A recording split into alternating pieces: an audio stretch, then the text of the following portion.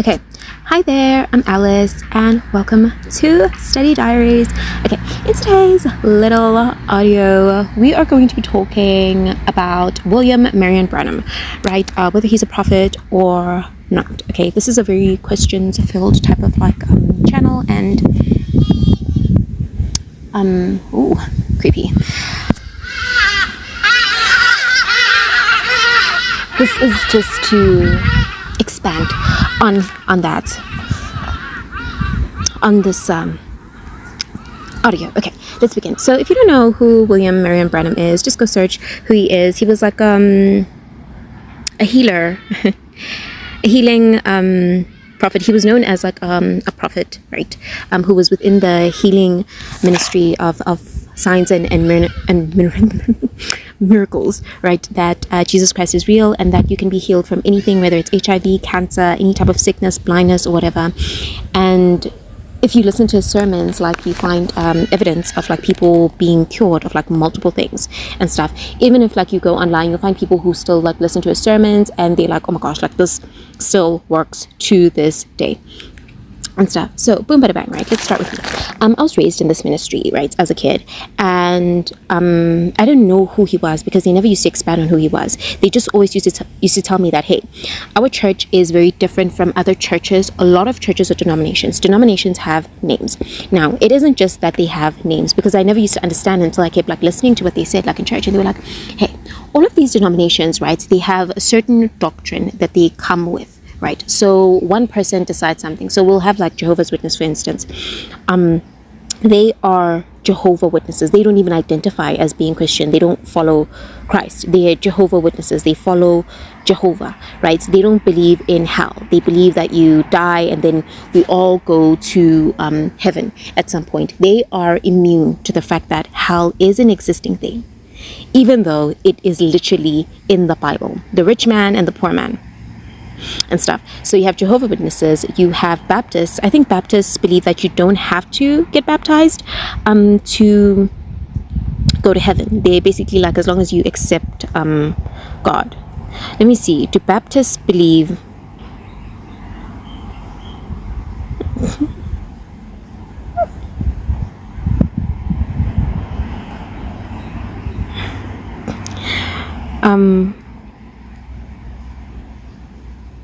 let me see. I think Baptists believe that, or something like that. But each denomination has a certain doctrine.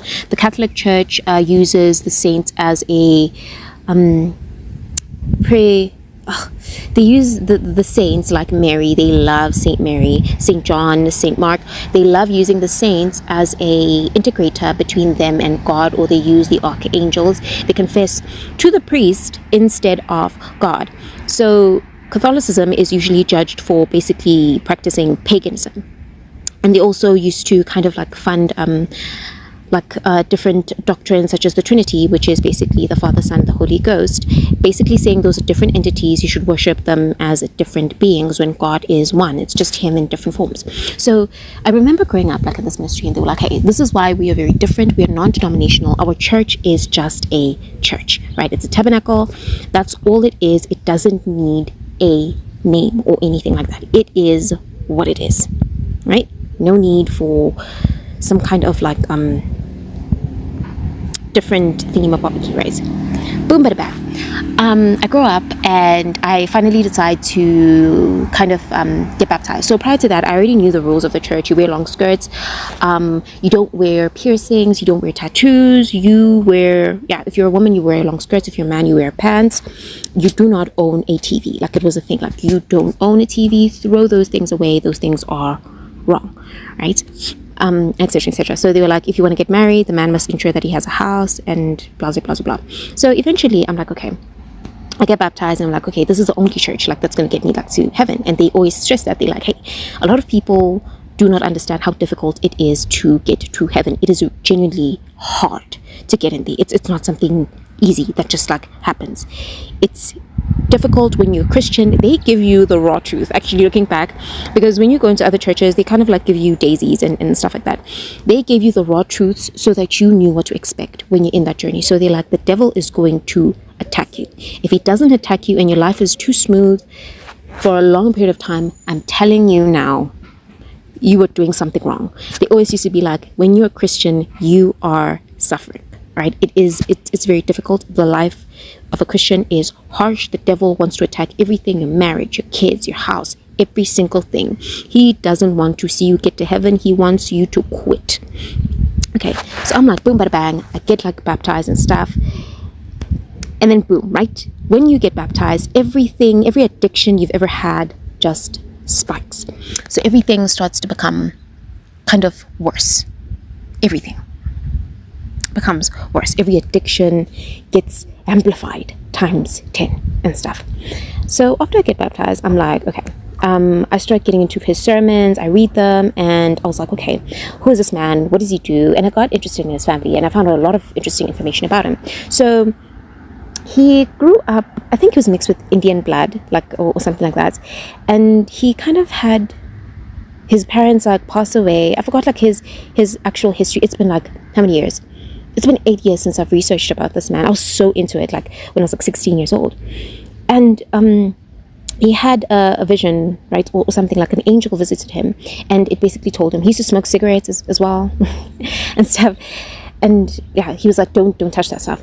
He was like, he got visited by an angel, and the angel was like, hey, you are the prophet in Malachi, right, that is supposed to come within the church ages, right? That's what he said. So he's like, cool, I guess I'm going to start my ministry. So during this period of time, ministers used to be funded by a specific organization. I think it was OLC, right? If you go look up Billy Graham, there are a lot of them.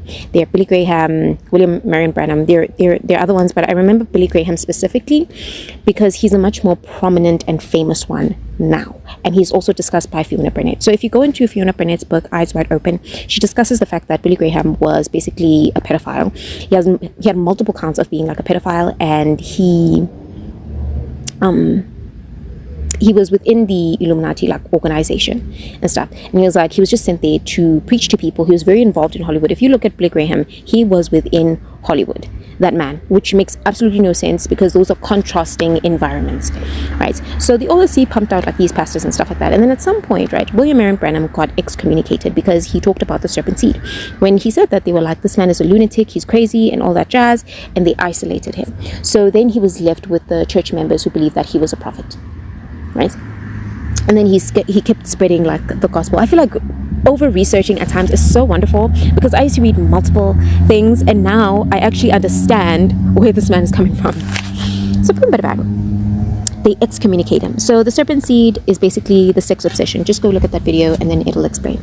So they excommunicate this man, and he's like, hey, this is why like this happened to me. They're out here calling me crazy, they're calling me these names, and I'm like, I've discovered something so interesting, so intriguing, and it's the fact that they don't explain why we experience certain things. They're like, the reason why this happened to Eve, the reason why blood is such a requirement, right, and atonement, is on the basis of the fact that they slept together, like the serpent and Eve slept together. That's why there was an enmity put between Cain and Abel. So he says that, right? They're like, okay, this man is loco and stuff, and he continuously preaches this, and he's like, the more you get into a relationship with God is the more these revelations come to you that, hey, this is actually what happened, this is actually what happened, this is what actually happened. So I listened to that and I was like, oh my gosh, it actually like makes sense, because how the hell do you bite into a fruit? And I always used to be like, the reason why I always used to kind of lean towards atheism was because even the way they explain it in movies, the Bible sounds like a fairy tale. It sounds a little bit stupid, right? The way those cartoons display it. And I was like, this makes sense, right? It's an injection into the bloodline, right? Which caused like the devil, right, to take authority from Adam, which is why Christ had to die on the cross, because he was pure. Because how like a fruit and then all of a sudden animals have to be sacrificed? It's just like, that makes absolutely no sense. But when he says that, he's like, oh, it's blood. What started everything was blood. And I was like, okay, this man is onto something. Like, this is interesting, right? So I'm more intrigued, and I had a very strong bias towards him because he sounded so sweet on his sermons and stuff. So I continue with my life and I search Gino Jennings, right, on YouTube. So I look at the way every time, like I feel like when you go into the message, you start to analyze people very differently. So I look at him and he wears a suit. Everyone is dressed the same, right? No piercings, nothing, just like straight up like Christian people who look Christian. I'm like, okay, let me listen. And then he's like, Brother Branham was racist. He's like, I agree with a lot of his philosophy, but he's not a prophet. I'm like, what? And then he continues to say that Gino Jennings, I think he agrees with the philosophy of the serpent. So I was like, okay, he's also onto something. Gino Jennings also uses the entire like Bible. He uses the Book of Enoch, Apocrypha, everything. So I'm like, okay. And then he's like, oh, he was racist and stuff. And I was like, no, he's not, right? So the sermon he was talking about on there was the fact that also Gino Jennings also agreed with the fact that a majority of people were black. Jesus was black. And I was like, this man is onto something. Right? And stuff. So I was just starting to trust like all of these ministers and so on. And then he was like, he's racist. And I was like, no. There was a point where someone asked William Branham, they were like, hey, what do you think about interracial marriage? And he was like, I don't agree, because it's the equivalent of there being the Tower of Babel, meaning you're mixing ethnicities. God made us different for a reason, and it's his opinion, right? And it makes sense, right? God made us different, and if he makes us all different, right, we should all like be proud of who we are. And we know why a lot of people are mixed, right? We know why a lot of people get into relationships with white people. They want to leave away their blackness, right? A lot of black people hate being black, and so they go after white partners, right? Black men especially hate being black, so they continuously date white women, and they procreate mixed children, and mixed children are valued more in black communities than black children. But that thing kind of stopped, because I feel like there's so many like attractive black people at this point, but it's like insane for you to have like, you know, that biased. That thing is continuous even in the community, where lighter skinned people were considered more attractive than darker skinned people. But that stuff has changed. I think the whole world kind of like saw that, hey, especially with the media changing and a lot of like black people coming to the surface and being like, hey, this person looks good, this person looks good, this person looks good. They opened that doorway for that.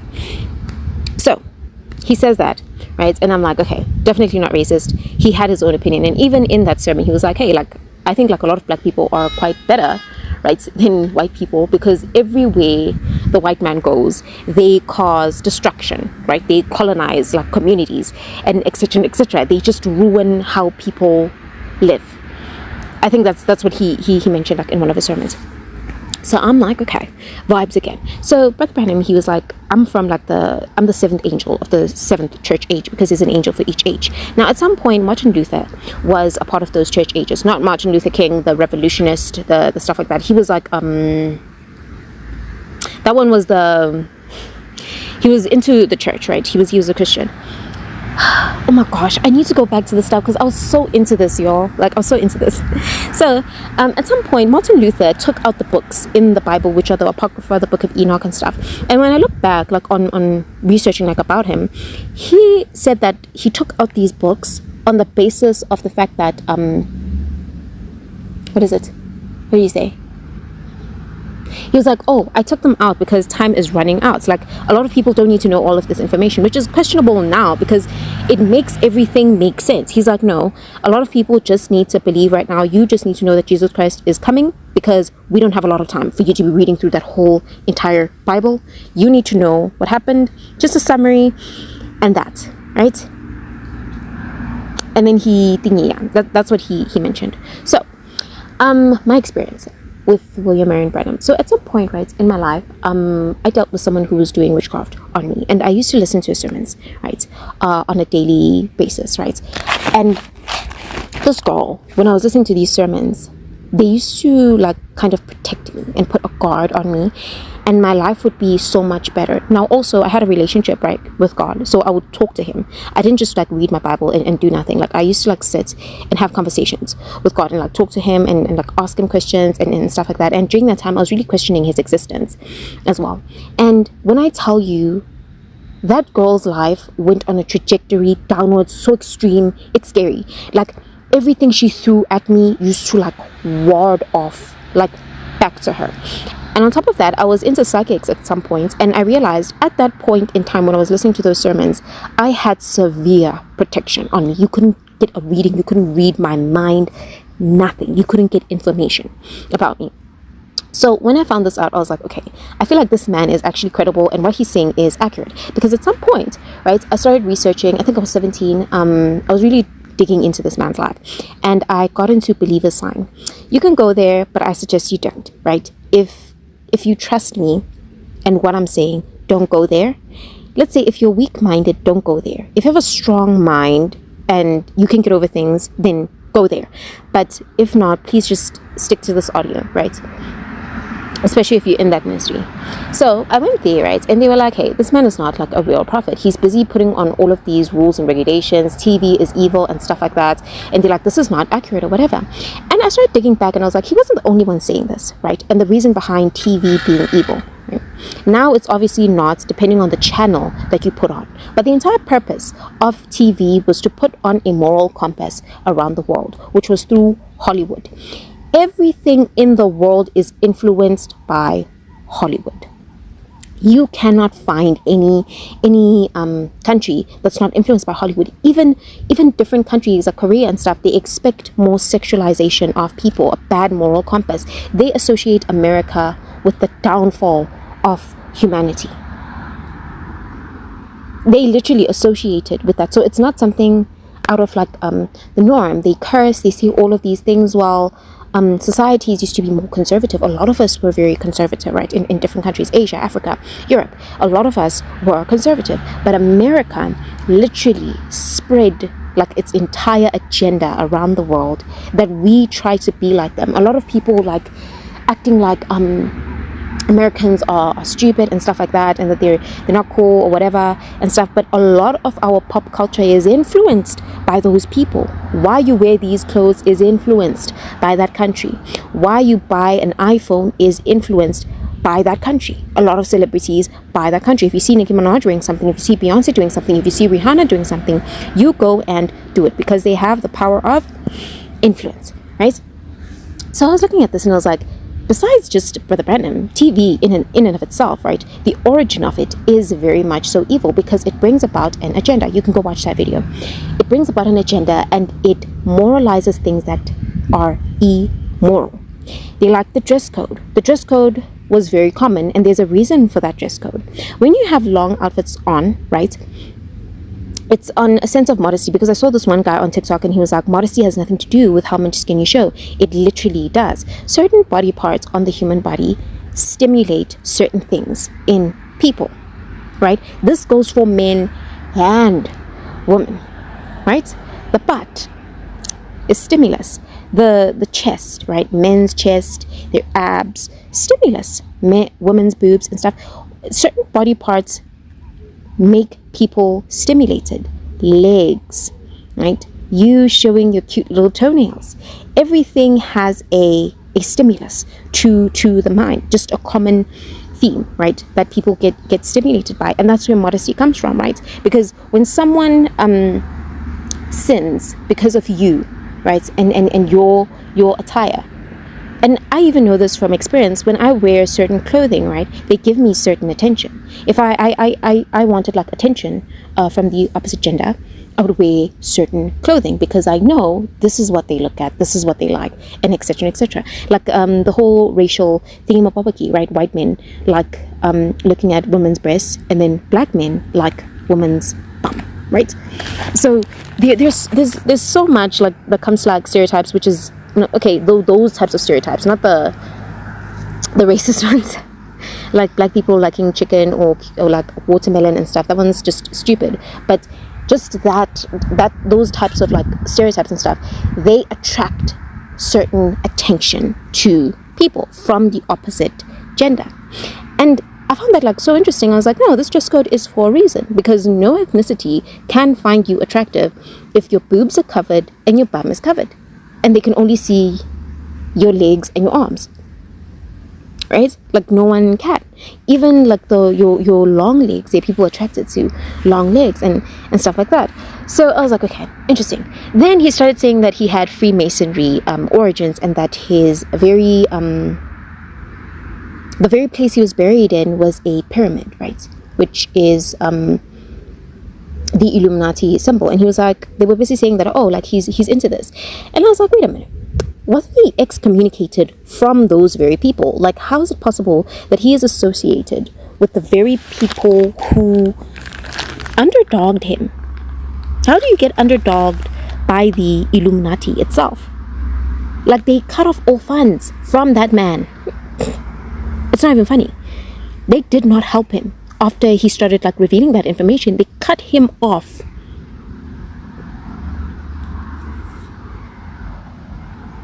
No church. Like, it was so sad. I can only imagine like what he was going through and stuff. So I was like, this doesn't make any sense, right? And then they were saying that he borrowed the concept from Clarence Larkin, and then he just renamed it and changed a few things. That is exactly what happens when someone comes before you. Like, it's not something uncommon, right? If I, for instance, with him, right, he found the serpent seed. He found it till that point. Someone else, like me, right now, I can add to the stuff that he found because he probably had a cap or a limit at that point, right? And I can understand better in what's coming in the future. So he was like the serpent seed. Where does the serpent seed come from? Then you find out about fallen angels, watchers. You find out about giants. You find out about mermaids, sirens, all of those things. Knowledge increases over time, which is similar to what he did. And he found where he fit in, which was the seventh angel, the seventh messenger, right?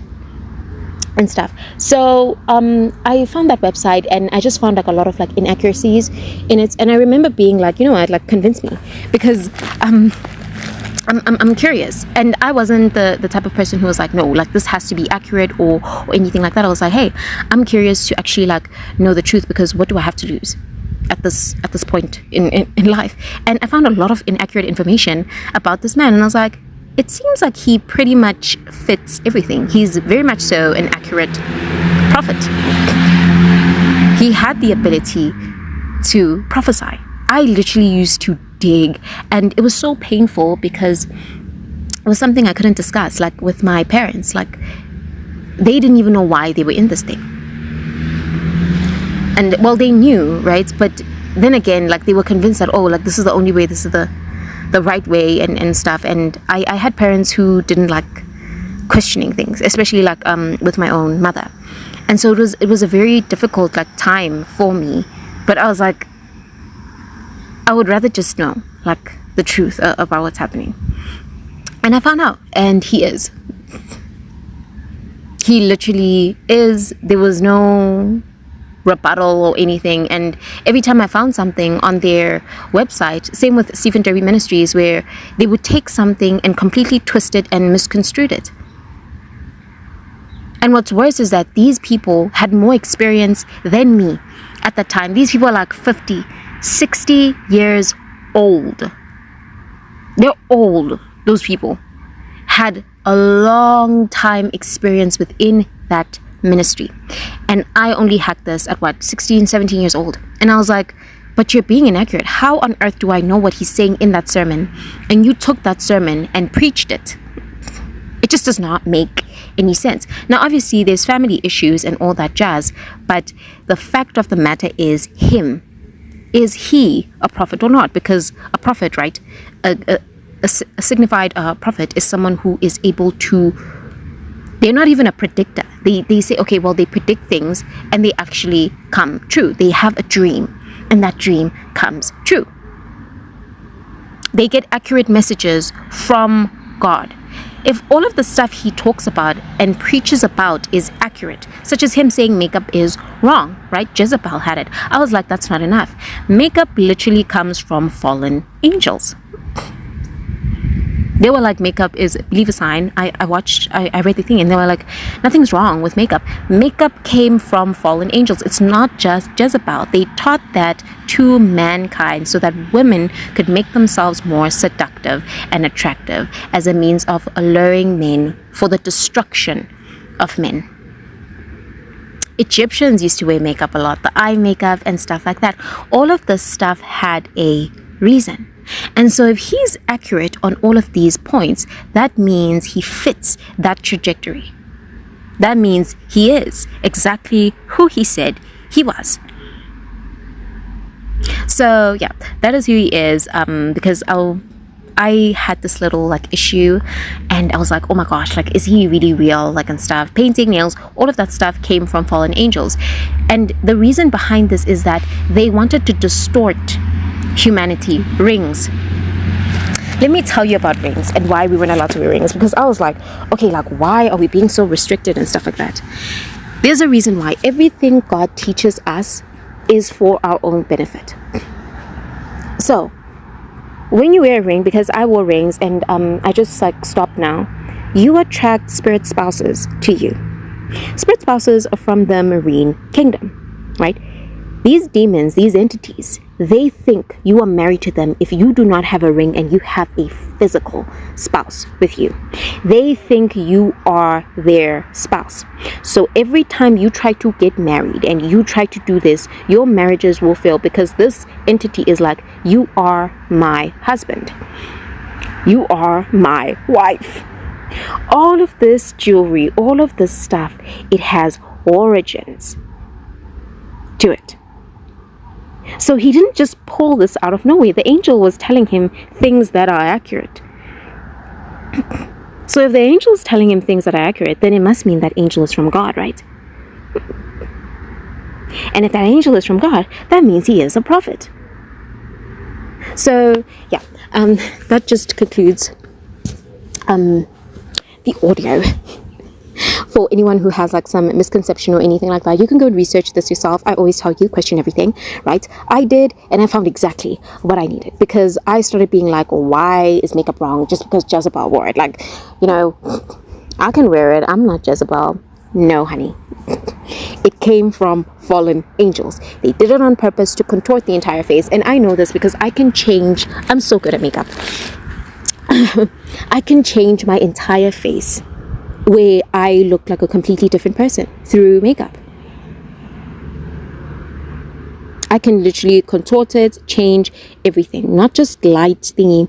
You change it. That is witchcraft. It's falsifying, and the reason behind it is on the basis of transgender, the transgender agenda as well, whereby you can't tell if someone is a male or female in your life, because everyone can kind of do it. Everyone can now look like a woman. They did it on purpose, and it is to blur the lines. If you go on Shira Seven's channel, she literally talks about drag shows, and she's like, how on earth can a man look better than you? And you're naturally a woman. That was the intention behind it. It was to blur the lines between it. And when there is confusion, everything is right. Right? Right is wrong and wrong is right. Y'all, this gets so deep, and now I understand why certain things used to happen, because I was like, it's just a little bit, no, it starts that way, but the reason behind it is worse. It's like sin, right?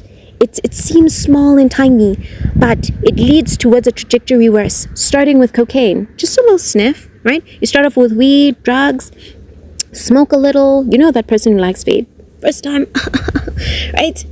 And then it gets worse.